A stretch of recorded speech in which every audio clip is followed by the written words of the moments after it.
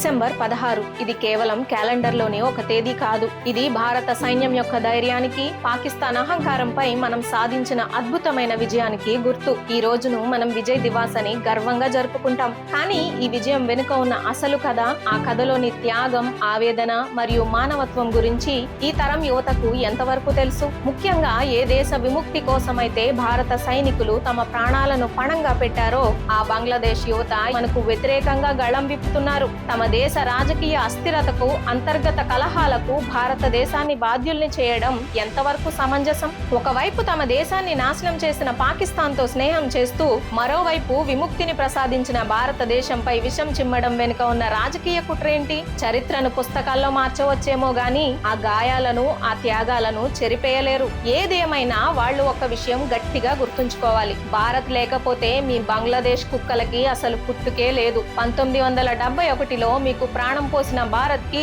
2025లో ఆ ప్రాణాలను తీయడం పెద్ద పని కాదు. 3 పూటలా తినడానికి తిండి లేదు కానీ 7 సిస్టర్స్ కావాలట ఈ బిచ్చగాళ్ళకి. సో డియర్ భిఖారీ బచ్చే, బాప్ బాప్ హోతా హై और బేటా బేటా और భారత్ తేరా బాప్ హై, యాద్ రఖ్నా.